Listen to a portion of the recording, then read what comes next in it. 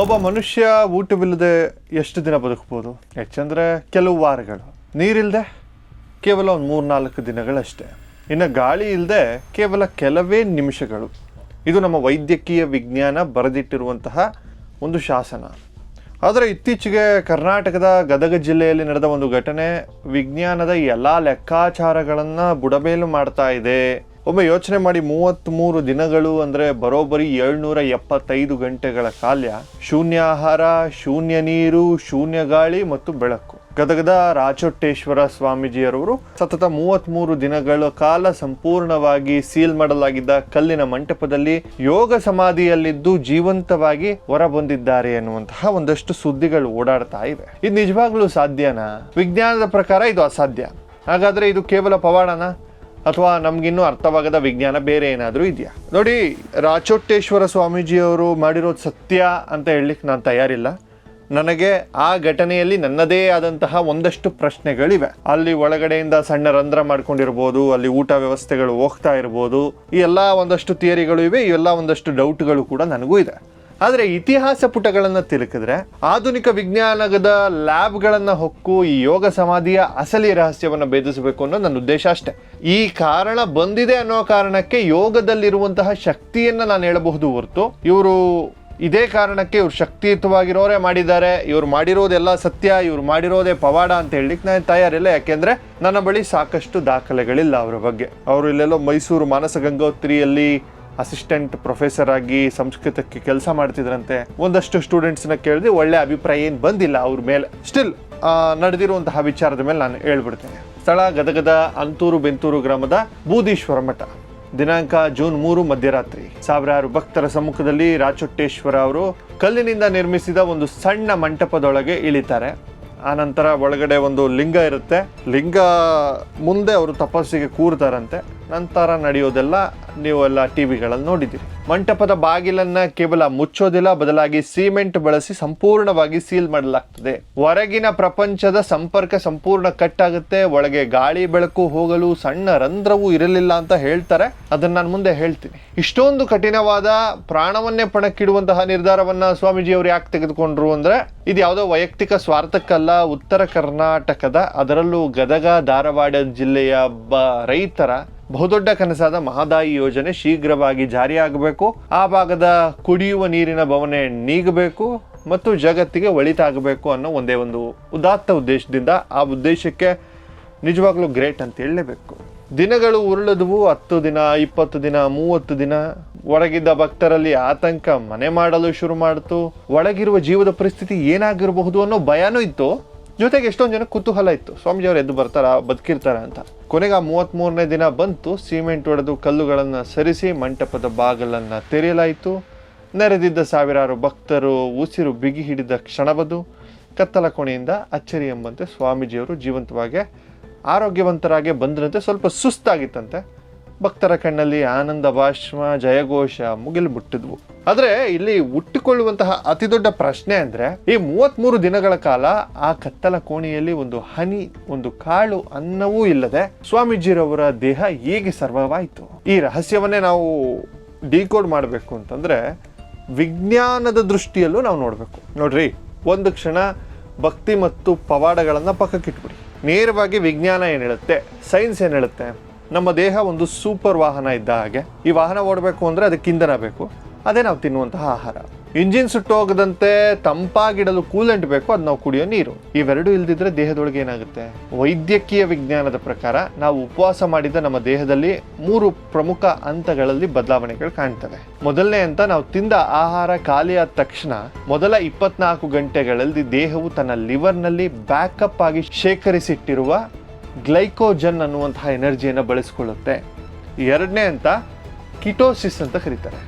Glycogen ಖಾಲಿಯಾದ ಮೇಲೆ ದೇಹವು ತನ್ನಲ್ಲಿ ಶೇಖರವಾಗಿರುವ ಕೊಬ್ಬು ಅಥವಾ ಫ್ಯಾಟನ್ನು ಕರಗಿಸಿ ಶಕ್ತಿಯನ್ನಾಗಿ ಪರಿವರ್ತಿಸಿ ಅದನ್ನು ದೇಹಕ್ಕೆ ಕೊಡುತ್ತೆ.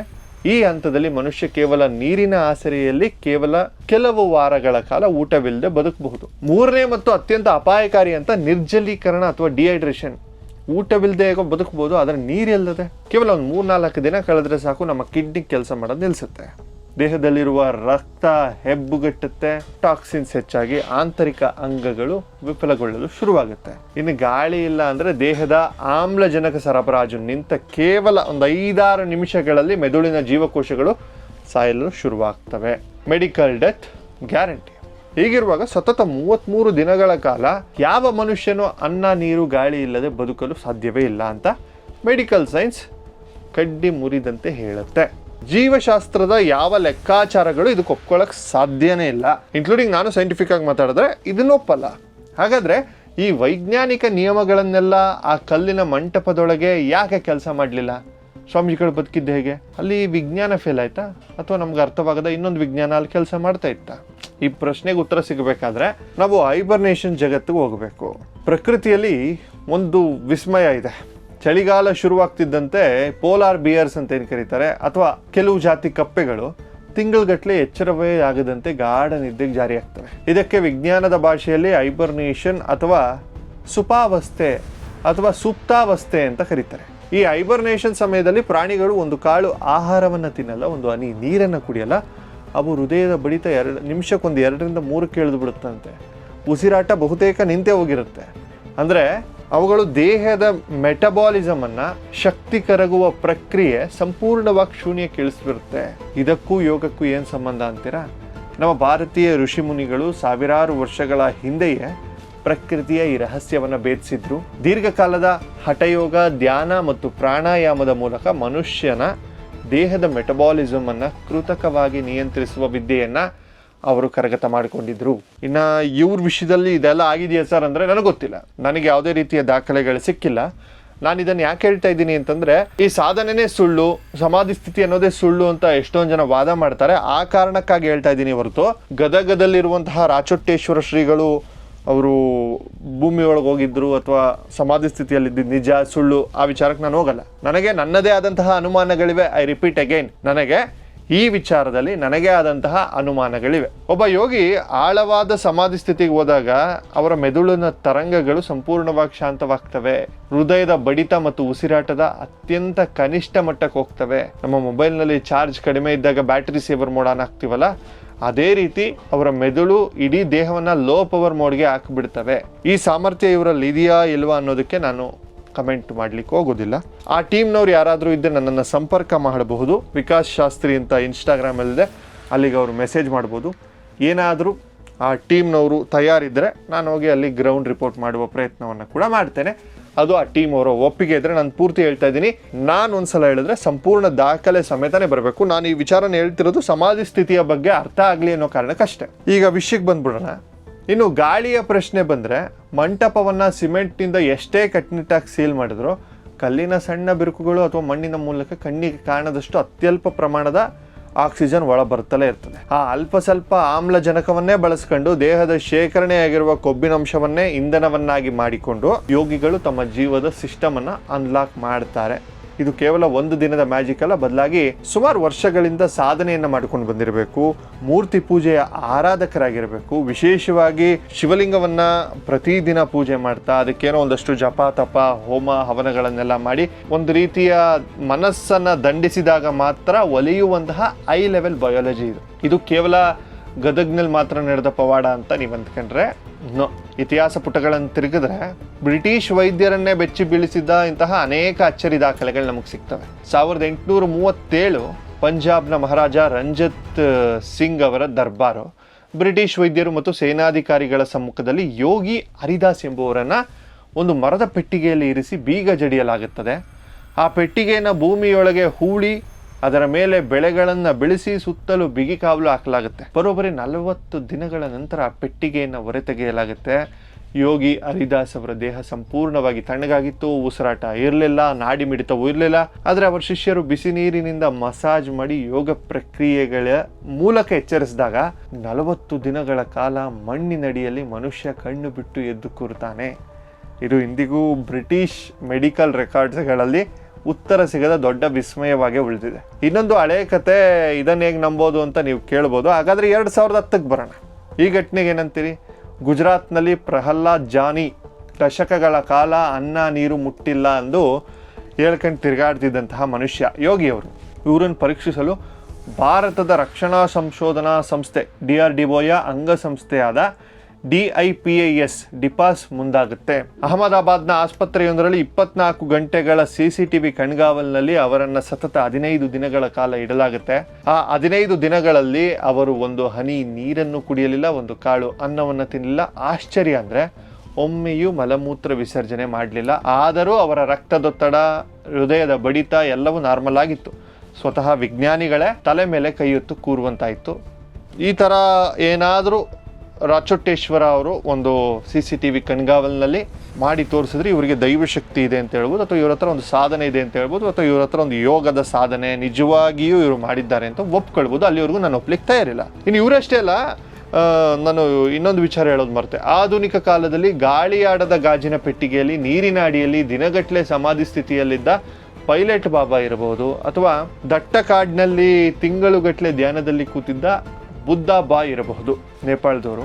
ಒಂದ್ಸಲ ಗೂಗಲ್ ಮಾಡಿ, ಡೀಟೇಲ್ಸ್ ಎಲ್ಲ ಸಿಗುತ್ತೆ ನಿಮಗೆ. ಅವರೆಲ್ಲ ಮಾಡಿದ್ದಂದನ್ನೇ ಮಾನವನ ಮೆದುಳು ಮತ್ತು ದೇಹದ ಸಾಮರ್ಥ್ಯಕ್ಕೆ ಮಿತಿಯೇ ಇಲ್ಲ.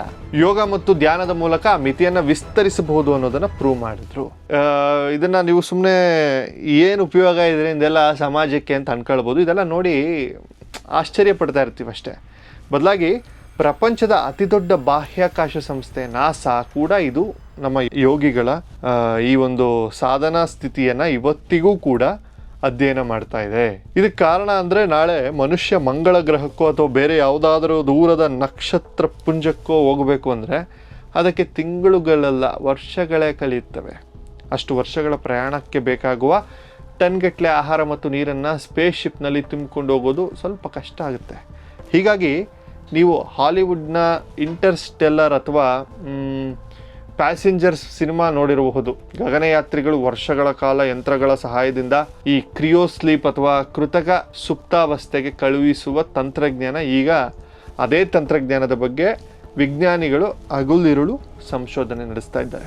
ಯಂತ್ರಗಳ ಸಹಾಯವಿಲ್ಲದೆ ಕೇವಲ ಉಸಿರಾಟ ಮತ್ತು ಮನಸ್ಸಿನ ನಿಯಂತ್ರಣದಿಂದ ನಮ್ಮ ಯೋಗಿಗಳು ಸಾವಿರಾರು ವರ್ಷಗಳ ಹಿಂದೆನೇ ಸಾಧಿಸಿದ ಆ ಹೈಬರ್ನೇಷನ್ ವಿದ್ಯೆ ಭವಿಷ್ಯದ ಬಾಹ್ಯಾಕಾಶದ ಯಾನಕ್ಕೆ ಅತಿ ದೊಡ್ಡ ಕೀ ಪಾಯಿಂಟ್ ಆಗಬಲ್ಲದು ಎಂದು ವಿಜ್ಞಾನಿಗಳು ನಂಬ್ತಾರೆ. ಅಂದರೆ ಅಂದು ಹಿಮಾಲಯದ ಗುಹೆಗಳಲ್ಲಿ, ಇಂದು ಗದಗಿನ ಕಲ್ಲಿನ ಮಂಟಪದಲ್ಲಿ ನಡೆದ ಯೋಗ ಸಮಾಧಿ ಎರಡೂ ಒಂದೇನಾ?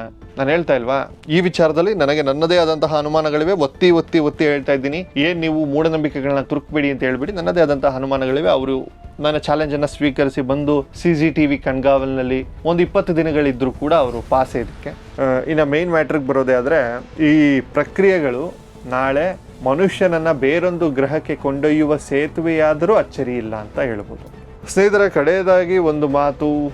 ಗದಗಿನ ರಾಚೋಟೇಶ್ವರ ಅವರು 33 ದಿನದ ಕಠಿಣ ಸಾಧನೆಯನ್ನು ಭಕ್ತರು ದೇವರ ಪವಾಡ ಅಂತ ಕರೀತಾ ಇದ್ದಾರೆ. ವಿಜ್ಞಾನಿಗಳು ಇದನ್ನು ಮಾನವ ದೇಹದ ಅತ್ಯುನ್ನತ ಹೊಂದಾಣಿಕೆಯ ಸಾಮರ್ಥ್ಯ ಅಂತಲೂ ಕೂಡ ಕರೀತಾ ಇದ್ದಾರೆ. ಒಂದಷ್ಟು ಇಂಟರ್ವ್ಯೂಗಳು, ಬೈಟ್ಸ್ಗಳು ಎಲ್ಲವನ್ನು ನೋಡಿದೆ. ಇದಕ್ಕೆ ನಾನು ಕೂಡ ಪವಾಡ ಅನ್ನೋ ಹೆಸರನ್ನಾದರೂ ಕೊಡಬಹುದು, ಅಥವಾ ವಿಜ್ಞಾನ ಅನ್ನೋ ಹೆಸರನ್ನಾದರೂ ಕೊಡಬಹುದು, ಅಥವಾ ಹಿಂದೆ ಏನೋ ಮೋಸ ನಡೆದೆ ಅನ್ನೋ ವಿಷಯನೂ ಬೇಕಾದರೂ ಹೇಳ್ಬೋದು ರಾಚೋಟೇಶ್ವರ ಅವರ ವಿಷಯದಲ್ಲಿ. ಆದರೆ ಭಾರತೀಯ ಪರಂಪರೆಯಲ್ಲಿ ಅಡಗಿರುವ ಯೋಗ, ಪ್ರಾಣಾಯಾಮ ಮತ್ತು ಧ್ಯಾನದ ಶಕ್ತಿ ಇಡೀ ಜಗತ್ತನ್ನು ಬೆರಗುಗೊಳಿಸುವಂಥದ್ದು. ಆಧುನಿಕ ವಿಜ್ಞಾನಕ್ಕೂ ನಿಲುಕದ ಎಷ್ಟೋ ರಹಸ್ಯಗಳು ನಮ್ಮ ಋಷಿಮುನಿಗಳ ತಪಸ್ಸಿನಲ್ಲಿ ಅಡಗಿವೆ. ಇಂದಿನ ಈ ವೇಗದ ಟೆನ್ಷನ್ ತುಂಬಿದ ಬದುಕಿನಲ್ಲಿ ನಾವ್ಯಾರು 33 ದಿನಗಳ ಕಾಲ ಅಥವಾ 50 ದಿನಗಳ ಕಾಲ ಅಥವಾ 20 ದಿನಗಳ ಕಾಲ ಕಲ್ಲಿನ ಮಂಟಪದೊಳಗೆ ಸಮಾಧಿಗೆ ಕೂರುವ ಅಗತ್ಯವಿಲ್ಲ. ಆದರೆ ದಿನಕ್ಕೆ ಕೇವಲ 10 ರಿಂದ 15 ನಿಮಿಷ ಮೊಬೈಲ್ ಪಕ್ಕಕ್ಕೆ ಇಟ್ಟು ಕಣ್ಣು ಮುಚ್ಚಿ ಉಸಿರಾಟವನ್ನು ನಾವು ಗಮನಿಸಿದ್ರೆ, ಧ್ಯಾನ ಮಾಡಿದ್ರೆ ನಮ್ಮ ಮೆದುಳು ಮತ್ತು ನಮ್ಮ ದೇಹ ಎಷ್ಟು ಶಾಂತವಾಗಬಹುದು, ನಮ್ಮ ಮಾನಸಿಕ ಒತ್ತಡಗಳು ಎಷ್ಟು ಕಡಿಮೆ ಆಗಬಹುದು ಅನ್ನೋದನ್ನ ಸಲ ಯೋಚನೆ ಮಾಡಿ. ಈ ಘಟನೆ ಬಗ್ಗೆ ನಿಮ್ಮ ಅನಿಸಿಕೆ ಏನು? ಇದು ನಿಜವಾಗ್ಲೂ ರಾಚೋಟೇಶ್ವರ ಸ್ವಾಮೀಜಿಯವರು ಸಮಾಧಿ ಸ್ಥಿತಿಗೆ ಹೋಗಿದ್ರಾ, ಅಥವಾ ಸುಳ್ಳ, ಅಥವಾ ಇದು ಅವ್ರ ಹತ್ರ ಯಾವುದೋ ಒಂದು ದೊಡ್ಡ ಸಾಧನೆಯ ಶಕ್ತಿ ಇದೆಯಾ? ನಿಮ್ಮ ಅಭಿಪ್ರಾಯವನ್ನು ಆನೆಸ್ಟಾಗಿ ಕಮೆಂಟ್ ಮಾಡಿ. ಈ ಮಾಹಿತಿ ನಿಮಗೆ ಇಷ್ಟವಾಗಿದ್ದರೆ ದಯವಿಟ್ಟು ಲೈಕ್ ಮಾಡಿ ಹಾಗೂ ನಿಮ್ಮ ಸ್ನೇಹಿತರಿಗೆ ಶೇರ್ ಮಾಡಿ. ಮತ್ತು ಇಂಥಷ್ಟು ಆಳವಾದ ಮತ್ತು ಕುತೂಹಲಕಾರಿ ಡಾಕ್ಯುಮೆಂಟ್ರಿಗಳಿಗಾಗಿ ನಮ್ಮ ಚಾನಲನ್ನು ಸಬ್ಸ್ಕ್ರೈಬ್ ಆಗೋದನ್ನು ಮರಿಬೇಡಿ. ನಾನು ಮತ್ತೆ ಹೇಳ್ತಾ ಇದ್ದೀನಿ, ರಾಚೋಟೇಶ್ವರ ಸ್ವಾಮೀಜಿರವರ ಟೀಮ್ನವರು ಯಾರಾದರೂ ಇದ್ದರೆ ವಿಕಾಸ್ ಶಾಸ್ತ್ರಿ ಅನ್ನುವಂತಹ ಇನ್ಸ್ಟಾಗ್ರಾಮ್ ಪೇಜ್ನಲ್ಲಿ ನನ್ನ ಕಾಂಟ್ಯಾಕ್ಟ್ ಮಾಡ್ಬೋದು. ಆ ಚಾಲೆಂಜಿಗೆ ಅಕ್ಸೆಪ್ಟ್ ಆಗಿದ್ದರೆ 20-25 ದಿನಗಳ ಕಾಲ ಕ್ಯಾಮ್ರಾ ಮುಂದೆ, CCTV ಕ್ಯಾಮ್ರಾ ಕಣ್ಗಾವಲಿನಲ್ಲಿ, ವೈದ್ಯರ ಸಮ್ಮುಖದಲ್ಲಿ ಈ ಒಂದು ಪರೀಕ್ಷೆ ನಡಿಬಹುದು ಅಂತಂದರೆ ನಡೀಲಿ, ಜಗತ್ತಿಗೆ ಗೊತ್ತಾಗಲಿ ಸನಾತನ ಧರ್ಮದ ಶಕ್ತಿ ಏನು, ಮೂರ್ತಿ ಪೂಜೆಯ ಶಕ್ತಿ ಏನು ಅನ್ನೋದನ್ನು ಜಗತ್ತಿಗೆ ಸಾರುವಂತಹ ಕೆಲಸವನ್ನು ಮಾಡೋಣ. ಮತ್ತೊಂದು ಅದ್ಭುತವಾದ ವಿಷಯದೊಂದಿಗೆ ನಿಮ್ಮ ಮುಂದೆ ಬರ್ತೀನಿ. ಅಲ್ಲಿವರೆಗೂ ನಮಸ್ಕಾರ.